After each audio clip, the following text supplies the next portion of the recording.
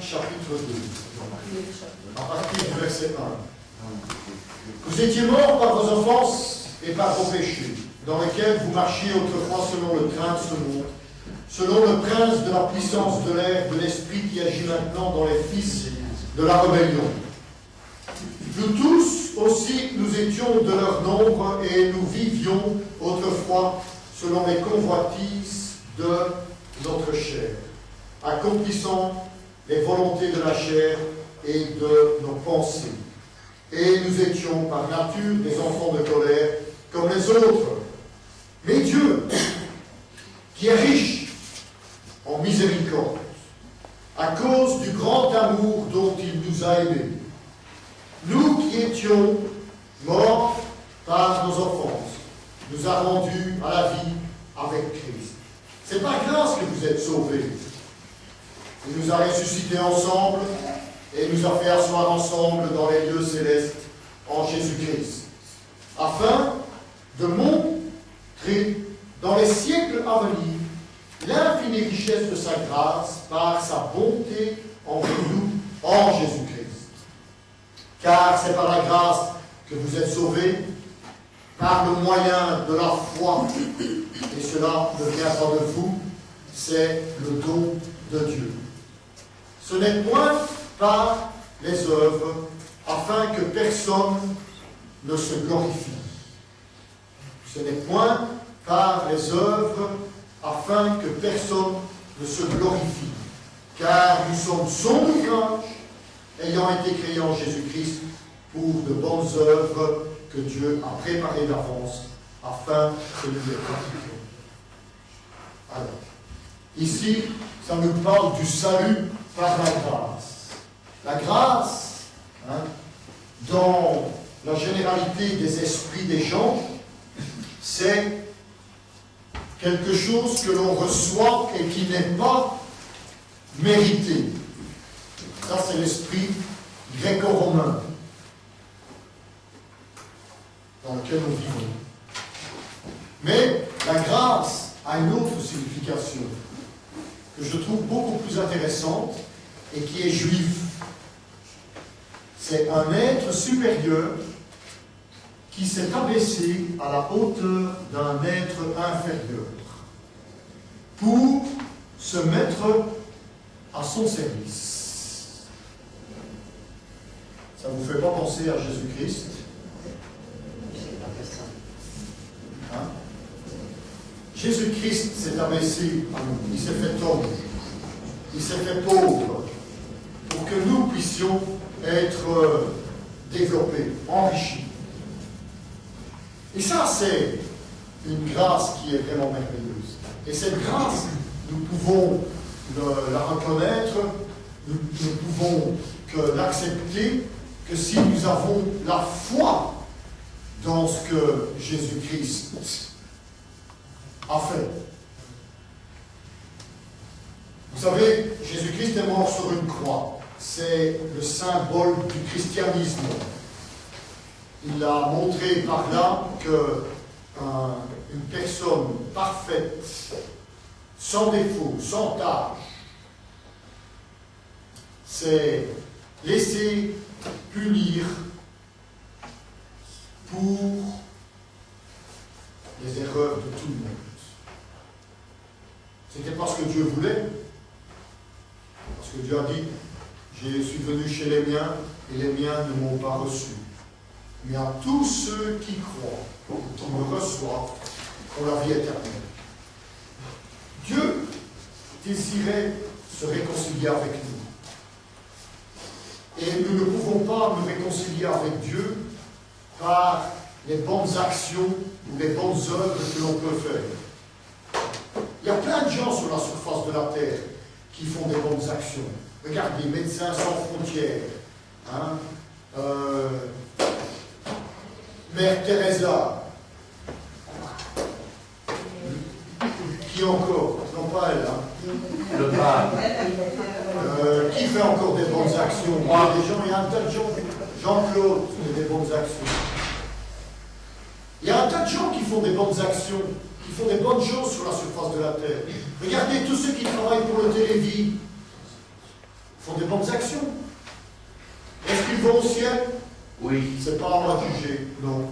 Ben, On ne sait pas, j'en sais bien, je ne peux pas le juger. Il y a une chose que je sais. Il y a une chose que je sais. C'est par grâce que vous êtes sauvés, par le moyen de la foi, et cela ne vient pas de vous, c'est un don de Dieu. Dieu vient vous solliciter. Dieu vient parler à votre cœur. Dieu vient vous dire, nous sommes son ouvrage, ayant été créés en Jésus-Christ pour de bonnes œuvres que Dieu a préparées d'avance, afin que nous les pratiquions. Alors tout ce que les gens font, si ça n'est pas fait sous l'inspiration du Saint-Esprit, ça ne sert à rien. Oui, ça sert à ceux qui en bénéficient, mais ça ne sert à rien pour être réconcilié avec Dieu. Chacun d'entre nous a besoin d'être réconcilié avec Dieu. Nous avons un jour été séparés de Dieu par un mauvais choix d'Adam, et Jésus-Christ a fait le nécessaire pour que nous puissions être réconciliés. Regardez, il a dit c'est pourquoi, dans Romains chapitre 5, verset 12, c'est pourquoi, comme par un seul homme,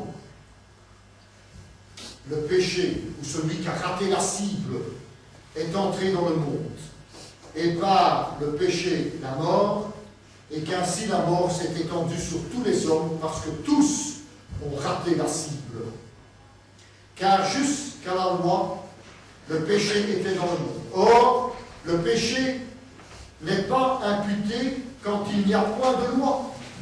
Cependant, la mort a régné depuis Adam jusqu'à Moïse, même sur ceux qui n'avaient pas péché par une transgression semblable à celle d'Adam, lequel est la figure de celui qui devait venir. Mais il n'en est pas du don gratuit comme de l'offense. Car si par l'offense d'un seul, il y en a beaucoup qui sont morts, à plus forte raison, la grâce de Dieu et le don de la grâce, venant d'un seul homme, Jésus-Christ, ont-ils été abondamment répandus sur beaucoup. Il n'en est pas du don comme de ce qui est arrivé par un seul qui a péché. Car c'est après une seule offense que le jugement est devenu condamnation, tandis que le don gratuit devient justification, rendu juste, parfait, après plusieurs offenses. Si par l'offense d'un seul la mort a régné, par lui seul, à plus forte raison, ceux qui reçoivent l'abondance de la grâce et du don de la justice régneront-ils dans la vie par Jésus lui seul. Ainsi donc, comme par une seule offense, la condamnation a atteint tous les hommes, de même, par un seul acte de justice, la justification qui donne la vie s'étend à tous les hommes. Car, comme par la désobéissance d'un seul, beaucoup ont été rendus pécheurs, de même par l'obéissance d'un seul, beaucoup seront rendus justes. Or, la loi est intervenue pour que l'offense abonde, c'est-à-dire qu'elle soit reconnue, qu'on puisse dire, ah là il y a une faute, là il y a une faute, là il y a une faute, là il y a une faute, là il y a une faute. Mais là où le péché a abondé, la grâce a surabondé, afin que comme le péché a régné par la mort, ainsi la grâce régna par la justice pour la vie éternelle par Jésus-Christ, notre Seigneur. C'est une question de choix. Mais il faut choisir qui? Jésus. Avant la loi, on était comme des bêtes alors. Oui, tout à fait. C'est la raison pour laquelle Jésus est le Saint, celui qui nous aime. Car Dieu a tant aimé le monde qu'il a donné son Fils unique afin que quiconque croit en lui ne périsse point, mais qu'il ait la vie éternelle. Dieu désire que nous soyons réconciliés avec lui en passant par l'œuvre rédemptrice de Jésus-Christ. C'est la raison pour laquelle je dis, en dehors de Christ, il n'y a point de salut. On peut faire toutes les bonnes œuvres que l'on veut, on peut faire toutes tout ce que l'on veut, on peut se tourner vers qui ce soit, si nous ne passons pas par l'œuvre rédemptrice de Jésus-Christ, nous ne pouvons pas être nés de nouveau. Et c'est ce que Dieu veut. Chacun d'entre nous doit prendre un jour cette décision. La plupart l'ont fait. Ils ont pris une décision. Ils ont décidé de marcher avec Jésus, avec l'exemple de Jésus, par les œuvres de Jésus, et ainsi avoir la capacité et la possibilité de faire les œuvres que Jésus a faites et qui ont été préparées par Dieu pour que nous puissions les pratiquer. C'est pourquoi chacun d'entre nous, une fois qu'il est né de nouveau, a des choses à faire pour Dieu. Pas pour le sauver, mais parce qu'il est sauvé. Vous voyez la nuance?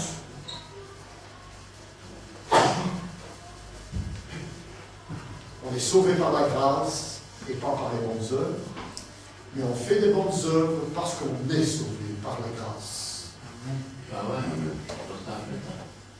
Parce que comment on peut faire des bonnes œuvres pour être sauvé, en même temps faire des saloperies en tout le côté. C'est ça un peu l'idée. L'idée, c'est que chacun d'entre nous doit accepter Jésus. Il doit faire partie intégrante de notre vie. Il doit nous imprégner. Et ainsi, comme disait le texte dans Éphésiens, car nous sommes son ouvrage, ayant été créés en Jésus-Christ. Pour les bonnes œuvres. Nous sommes son ouvrage. Chacun d'entre nous doit reconnaître que nous sommes son ouvrage. Vous devez reconnaître pourquoi vous êtes ici sur cette terre. Parce que vous êtes l'ouvrage de Dieu en Jésus-Christ. Pour le rendre gloire. Pour reconnaître que les gens ont besoin de Dieu et de se réconcilier avec Dieu. Chacun d'entre nous a besoin de Jésus. Et nous devons faire cette décision d'accepter Jésus-Christ. Tout dépend maintenant de votre réaction face à l'offre que Dieu en Jésus-Christ a faite. Et on pourrait dire la chose suivante. Seigneur Jésus, je viens maintenant à toi. Je te remercie de ce que tu veux m'accepter et faire de moi un enfant de Dieu. Pardonne-moi ma vie passée que j'ai vécue sous ma propre autorité. Voici tous les péchés que j'ai commis. Avouez que vous avez fait des péchés et que vous en faites encore.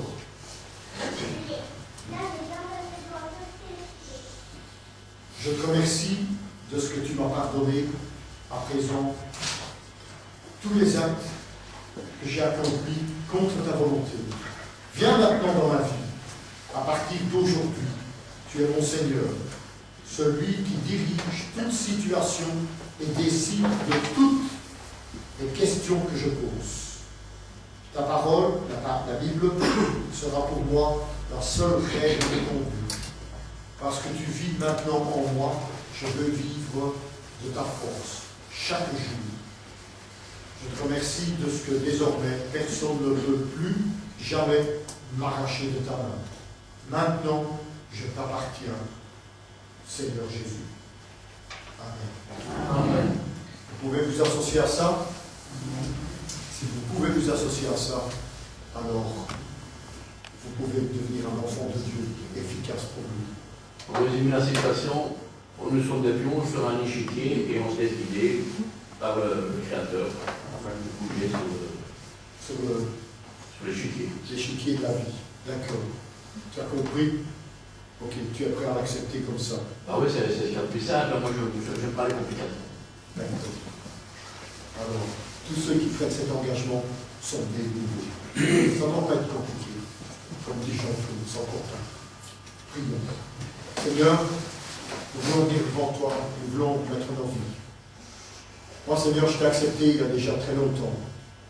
Mais j'aime toujours faire un pas de plus vers près de toi.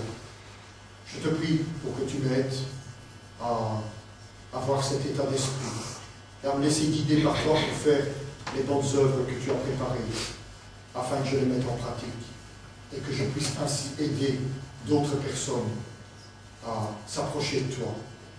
Je te prie, Seigneur, pour mes frères et sœurs en Christ ici dans la salle, pour que tu les aides aussi et que tu pardonnes chacun de nous de tous nos péchés. Je te prie aussi pour ceux qui te cherchent et qui veulent marcher avec toi, qui veulent se réconcilier avec toi. Je te prie, Seigneur, pour que tu les aides et que tu les remplis de ton esprit et qu'ils puissent ressentir ta puissance qui vient en nous. Comme la dame qui perdait du sang, qui a ressenti quand elle t'a touché qu'elle était guérie. Je te prie, Seigneur, pour que tu fasses ressentir à chacun d'entre nous, dans notre cœur, ce matin, que nos péchés sont pardonnés. Au nom de Jésus, nous te prions. Amen. Amen.